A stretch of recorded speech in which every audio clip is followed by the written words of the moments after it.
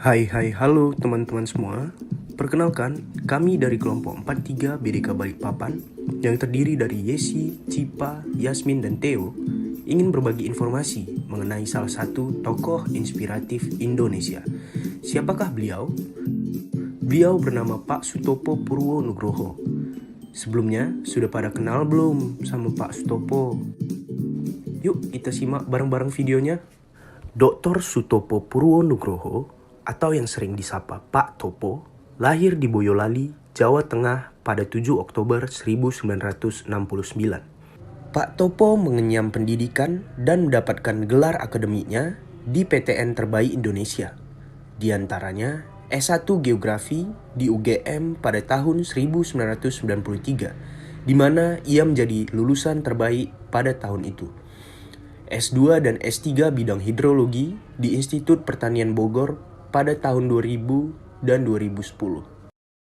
Setelah menyelesaikan sarjananya, tepatnya pada tahun 1994, Pak Topo memulai karirnya dengan bekerja sebagai pegawai di BPPT.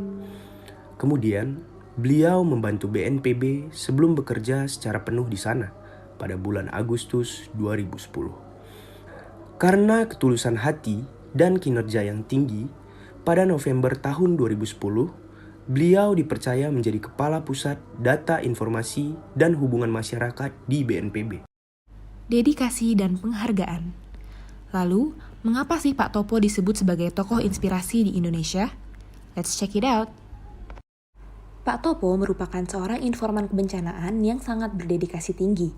Beliau selalu berusaha memberikan informasi yang sejelas mungkin kepada publik. Beliau juga selalu menjawab berbagai macam pertanyaan dari wartawan. Bahkan, Pak Topo juga sering adu cepat dengan wartawan loh, karena beliau juga ikut andil membagikan informasi mengenai bencana alam yang ada. Dedikasinya yang tinggi untuk negeri ini dapat dilihat dari semangat beliau dalam menjalankan tugas. Pak Topo tetap memberikan informasi mengenai bencana, baik melalui akun media sosial, grup percakapan dengan jurnalis, mengirim siaran pers, maupun menggelar keterangan pers. Padahal, sejak 2017, beliau sudah divonis mengidap kanker paru-paru stadium 4B. Tetapi beliau tetap menjalankan amanahnya, yaitu mengabarkan dan mengklarifikasi bencana alam di sela-sela kemoterapinya. Pernah pada Oktober 2018 lalu, Pak Sutopo bahkan langsung memberikan keterangan pers di depan 135 wartawan nasional dan luar negeri, meski dia baru saja keluar dari rumah sakit. Atas dedikasinya sebagai pengabar bencana, Pak Topo dianugerahi penghargaan oleh media asing The Straits Times Asian of the Year 2018 sebagai The First Responder. Penghargaan ini merupakan bentuk apresiasi kepada relawan atau petugas kebencanaan yang tanpa pamrih membantu penanggulangan bencana. Selain itu, Pak Topo juga dinobatkan sebagai The Most Inspirational ASN pada 2018. Baiklah teman-teman, yuk kita lanjut. Ada satu fakta menarik loh. Walaupun nilai berakhlak baru diluncurkan pada 21 Juli 2021, tetapi Pak Topo ini sudah memiliki nilai berakhlak sejak dari dia bekerja. Yang pertama, berorientasi pelayanan. Dalam keadaan sakit, Pak Sutopo tetap menjalankan tugasnya sebagai Kepala Pusat Data Informasi dan Humas yang bertugas memberikan informasi kepada masyarakat tentang kebencanaan. Beliau seakan tak mengenal kata lelah dalam memberikan yang terbaik untuk masyarakat. Beliau adalah bukti nyata pengabdian untuk bangsa dan negara. Yang kedua, akuntabel. Dalam bekerja, beliau tidak pernah setengah-setengah. Ia selalu tekun dan totalitas dalam menjalankan pekerjaannya. Di tengah perjuangannya melawan kanker, Sutopo masih terus menjalankan tugasnya dengan penuh tanggung jawab dan disiplin dalam mengawal kejadian bencana di Indonesia. Lalu, kompeten. Pak Topo merupakan sosok yang selalu bekerja dengan skill terbaiknya, serta memiliki semangat yang tinggi untuk terus belajar. Hal ini dibuktikan dari yang awalnya Pak Topo sangat menolak jabatan ini, karena ia merasa kurang berpengalaman dan sangat jauh dari backgroundnya sebagai peneliti, tetapi dengan tekad yang kuat, Pak Topo terus berusaha belajar mendalami cara menulis dan berkomunikasi yang baik untuk publik. Kemudian, harmonis. Beliau juga sangat menghargai orang lain.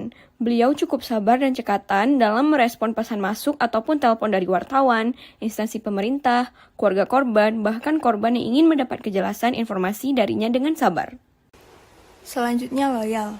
Rekan kerjanya mengatakan, Sutopo adalah seorang yang pantang menyerah dan mau belajar banyak hal, serta memberi energi positif kepada banyak orang. Walaupun sedang sakit parah, akan tetapi almarhum terus berjuang dalam memberikan kabar kebencanaan kepada wartawan, media, dan bahkan kepada keluarga korban langsung. Adaptif. Bekerja sebagai pengabar kebencanaan telah membuktikan bahwa Pak Topo merupakan sosok yang sangat cepat beradaptasi dalam kondisi bencana yang sangat tidak bisa diprediksi. Beliau selalu berkomitmen agar masyarakat bisa menerima kabar secara cepat dan tepat.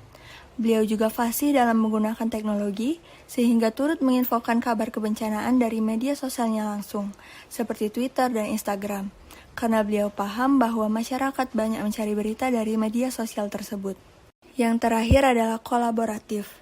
Pak Topo juga memiliki semangat untuk menyatukan berbagai pihak yang terlibat dalam proses kebencanaan.